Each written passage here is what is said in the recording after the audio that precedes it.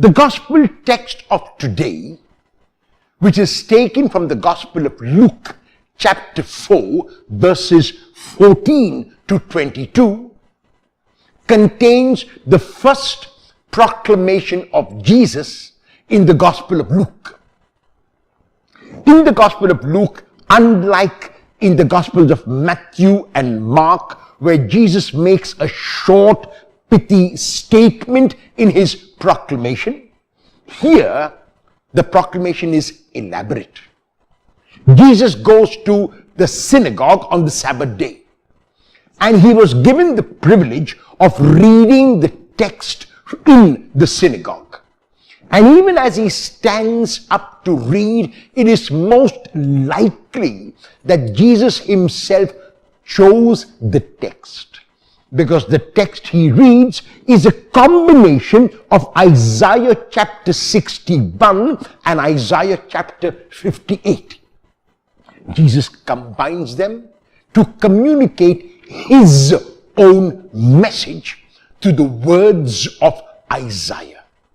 And what is the message which Jesus proclaims? The first is that the Spirit of the Lord is upon him.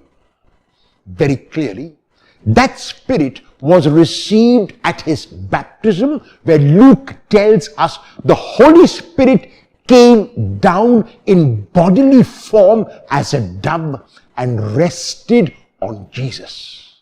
So what Jesus is saying when he reads the words, "The Spirit of the Lord is upon me," is that it is God who has told him to communicate this message. After the Spirit of the Lord being upon him, Jesus begins to communicate the message. The first part of the message seems to be theoretical, because he says he has been sent to preach good news to the poor.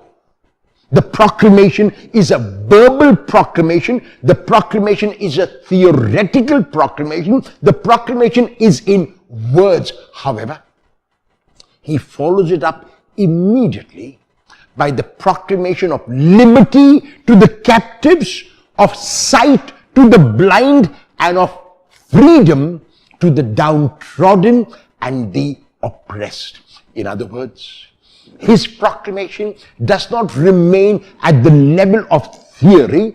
His proclamation does not remain at the level of words, but his is a proclamation which is translated physically into action in the lives of the captives, in the lives of the blind, in the lives of the downtrodden and the oppressed. These are only symbolic of anyone who needs the help of Jesus, of anyone who is poor, of anyone who opens his or her heart to the revelation which God makes in Jesus.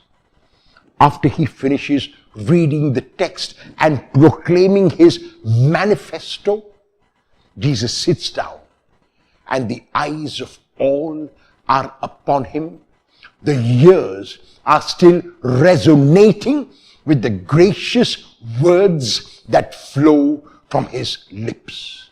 And he receives approval of all those who are sitting in the synagogue and listening to him.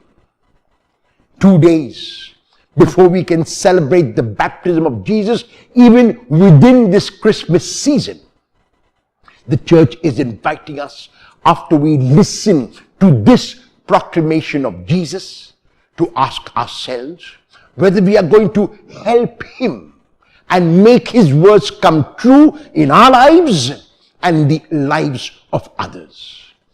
Is the proclamation of Jesus today also good news to the poor? Will I, in my own little way, proclaim and bring about liberty to the captives, sight to the blind, and joy to the downtrodden and oppressed? How will I do that today?